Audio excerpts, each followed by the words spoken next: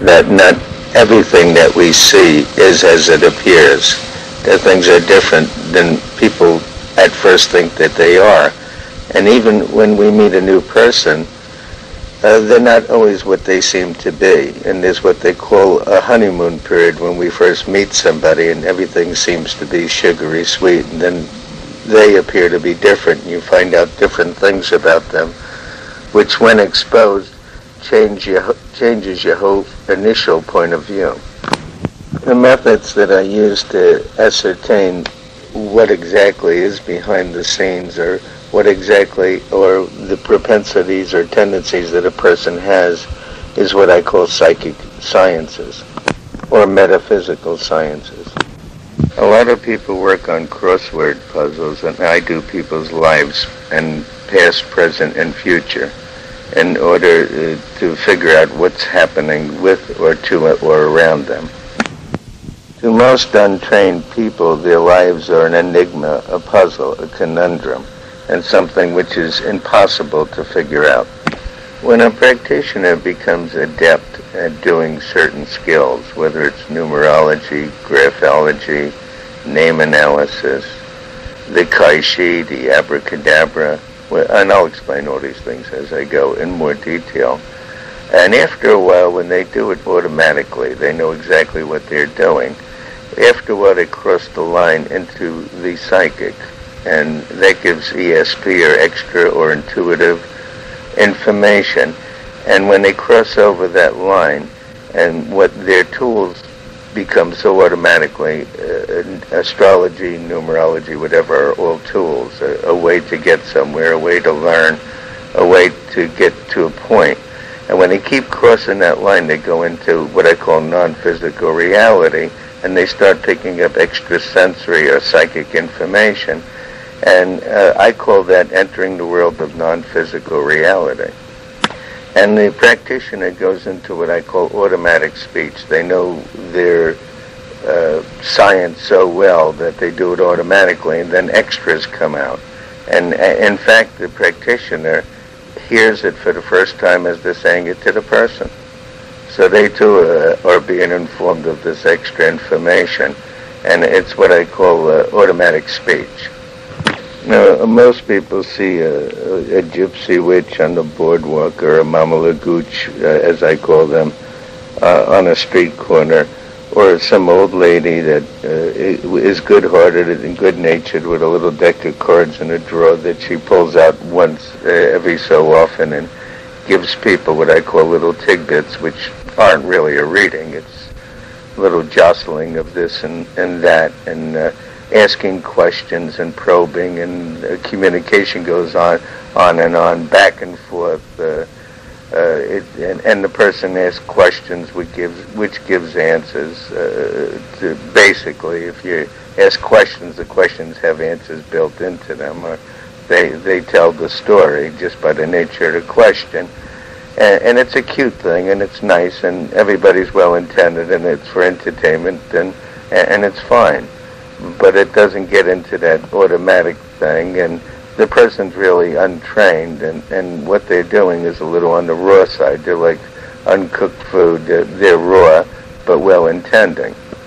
But when a practitioner crosses the line from really knowing what I call his psychic sciences, and he crosses the line so many times, after a while the line between the psychic and the science disappears, and he crosses the line and actually develops a talent, and after a while the line disappears, so he constantly goes into the psychic realm.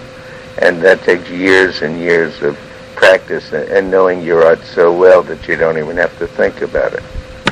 According to the dictionary, the word occult means hidden or secret, or something that is not easily understood. And a lot of people say to stay away from it and all of that, but it's not witches and goblins. Basically, it's secret or hidden information that is incorporated in other things which could be understood by practice or by training. And it's another form of information, and some people years ago would have said if man was meant to fly, he would have wings. And there was a lot of people that were against advancement, and this information is just another way of obtaining information, and it could be very enlightening. So I'm going to give some concepts. Someone is first born, they start out, of course, with the birthday, and they're also named either at the time of birth or right after it. And a lot of practitioners believe that God, in a way, whispers in a person's mind what they should name their child, and then the name comes to them, and the name and the birthday now fit exactly God's intention. Person's name and birthday, and the name in particular, which is assigned, like which I said is, a lot of practitioners believe is whispered in the mind of the person by God and then given to the person. A lot of old societies in medieval times, when a person was born and a name was derived, they would yell the name into the child's ear as to empower them with their own name. The following will be some concepts or principles that are used when I ascertain or do a reading on a person. When you add up the age of a person in a year, before and after their birthday, you come up with what we call an age digit. And an age digit gives the mental attitude the person will have that year. If a person will be 40 and 41 years old, rather than 41 and 42 years old, before and after their birthday, it would give you two different mental attitudes for that year. So that's one of the methods.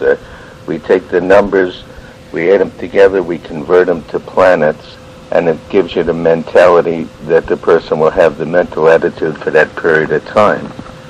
When we add up how many letters are in a person's name, the letters give a natural ability that the person has that they usually don't even notice, but are noticed by other people.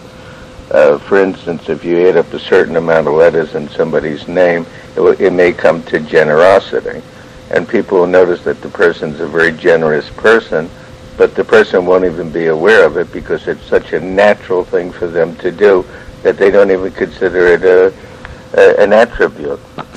That's why, as an example, the name John Smith, when you add up all the letters together, the name is a recognizable or well-known name. But I don't want to get too far into some of these things. I just want to give a general idea. You take somebody's first name and you add up the vowels in that name, it shows what the person really wants and how they really feel. And when you add up the consonants in that name, it really tells how the person is viewed from the outside looking in, by the public or by people, particularly the ones that don't know them. And when you add them both up, it gives what we call the natural ability of the person, what the person has the ability to do or to perform. And when you add up the person's birthday and you put it to the number of the year that they're in, like 1995 or the year 2007 or 2010 or whatever, it now tells what cycle they're in.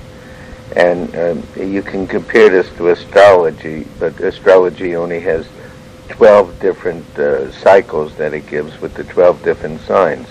The individual Kabbalistic cycles have 49